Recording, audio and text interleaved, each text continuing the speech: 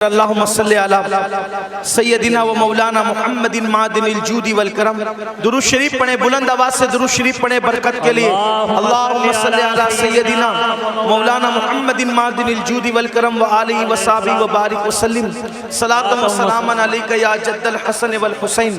तो जल्दी जल्दी बात पूरी कर दूं कि जब इंसान सुन्नत से मुंह फेर ले तो अल्लाह तबारक व तआला उसका मुंह काबे की तरफ रखना गवारा नहीं करता। काबे की तरफ मुंह रखना गवारा नहीं करता, अल्लाह जन्नत में उसको कैसे डालेगा। ये दुनिया है, इस दुनिया में आदमी जितने चाहे जराइम कर ले और फिर अल्लाह अकबर, जो गुनाहे कबीरा है, गुनाहे कबीरा, उसमें खास तौर पर हराम लुक्मे का खाना और उसी के साथ नशा करना, शराब पीना।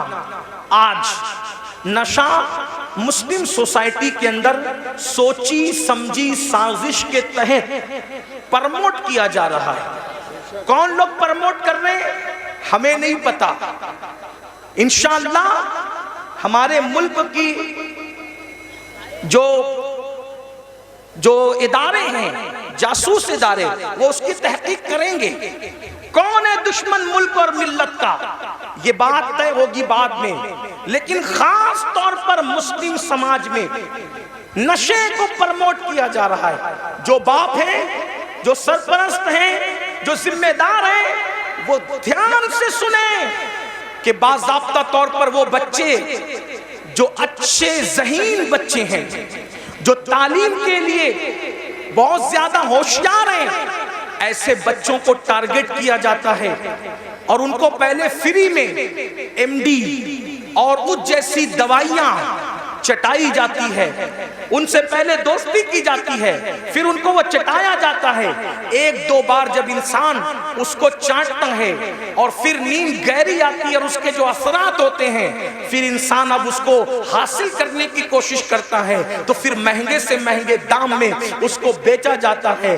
तो पैसा भी बर्बाद, जिंदगी भी बर्बाद। ऐ मुसलमानों, अपने बच्चों को कीमती से कीमती लिबास दो, अपने बच्चों को अच्छे से अच्छा खिलाओ, अपने बच्चों के हर शौक पूरे करो, लेकिन उस पर औकाब की तरह नजर रखो कि तुम्हारे बच्चे किसकी सोहबत में बैठते हैं, किसके पास बैठते हैं, किसके साथ रहते हैं। याद रखना, मुसलमानों के टैलेंट से लोगों को बहुत खौफ है, इसलिए कि ये मुल्क ही नहीं बल्कि दुनिया के तमाम ममालिक पर अगर सैकड़ों साल अगर किसी ने हुकूमत की है तो वो सिर्फ ला इलाहा इल्लल्लाह पढ़ने वाली कौम है। मुसलमानों को हुकूमत करने का शऊर आता है, मुसलमानों को सियासत करने का शऊर आता है, मुसलमानों को तिजारत करने का शऊर आता है।